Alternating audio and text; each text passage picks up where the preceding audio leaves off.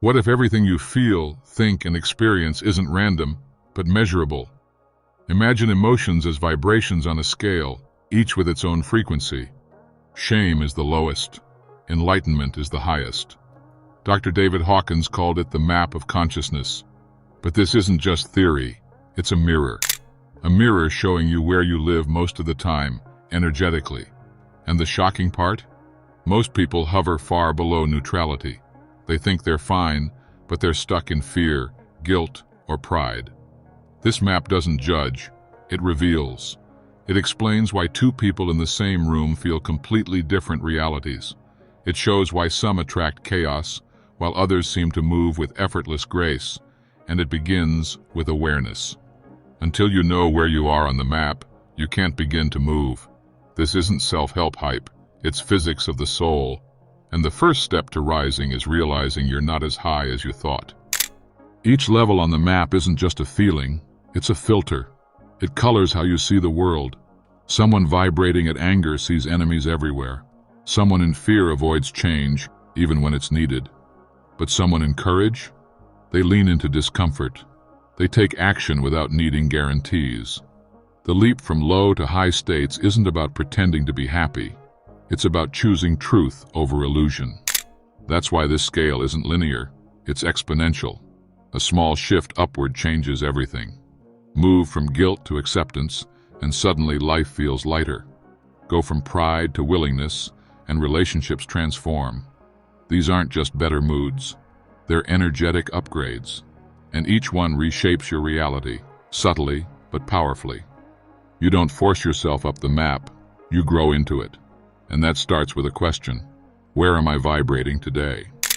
The lower states on the map of consciousness, like shame, guilt, and apathy, aren't just unpleasant.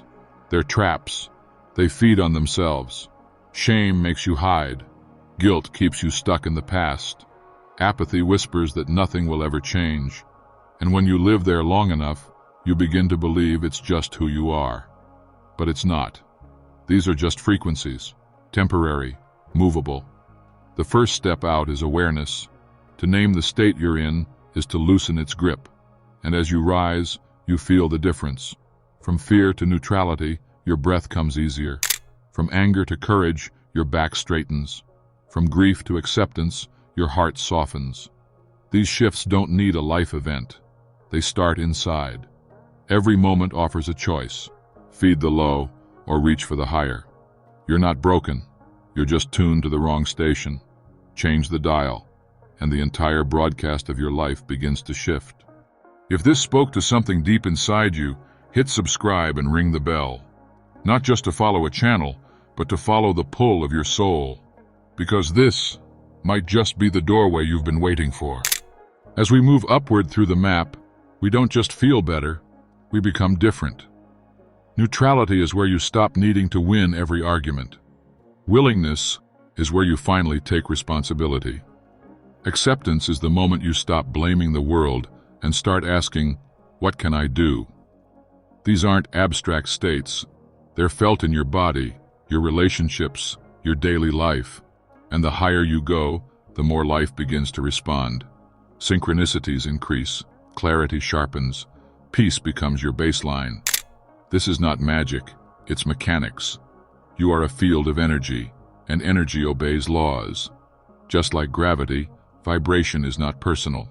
You don't attract what you want, you attract what you are. So when your inner frequency rises, your outer reality must rearrange. This is the unseen blueprint that creates your visible life. The key is not to force change, but to tune your signal. It's less about effort, more about alignment. Real power doesn't push, it pulls, and your consciousness does the pulling. At the level of reason, life starts to make sense. Patterns emerge, lessons click.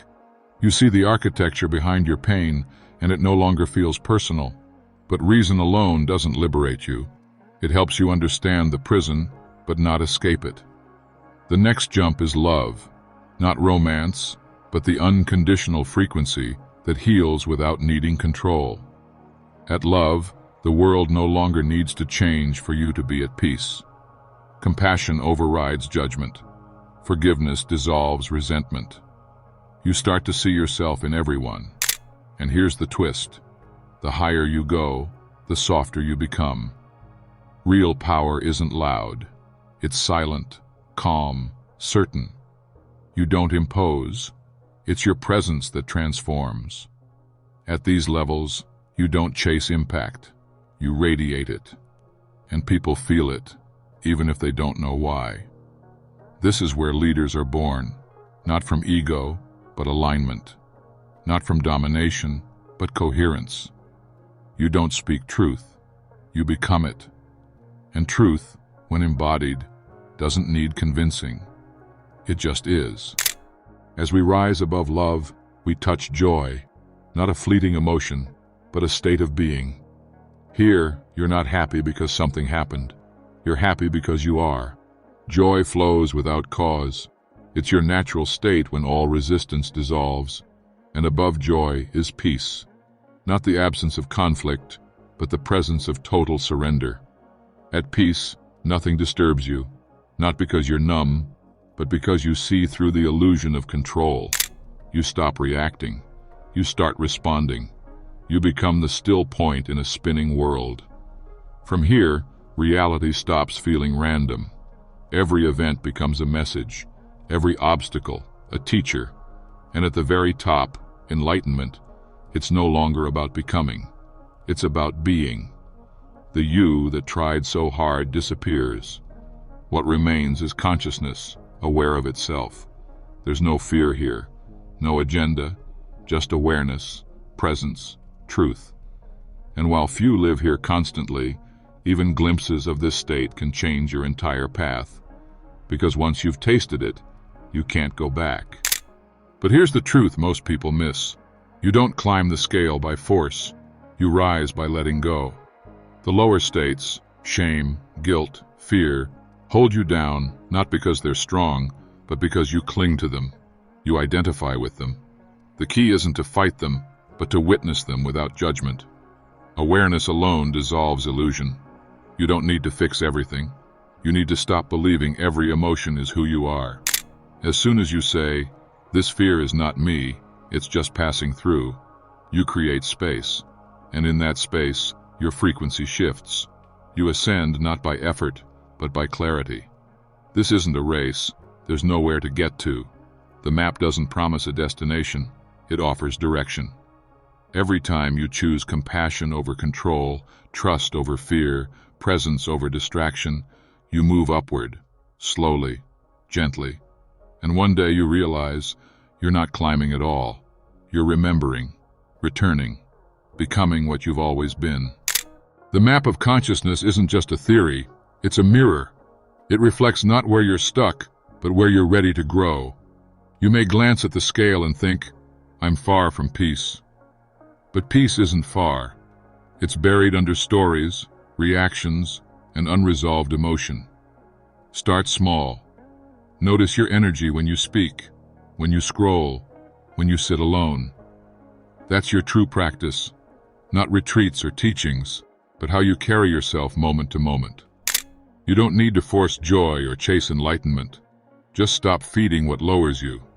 Bit by bit, you recalibrate. You begin to resonate with truth, not as an idea, but as a felt reality. That's when life shifts, not dramatically but deeply. Suddenly you're less triggered, more open. And from that openness, power flows. You're not trying to be better, you're simply shedding what you're not. That's evolution, quiet, relentless, and absolutely within reach, because you've always been it. If your emotions shape your reality, then what reality have you unconsciously been creating?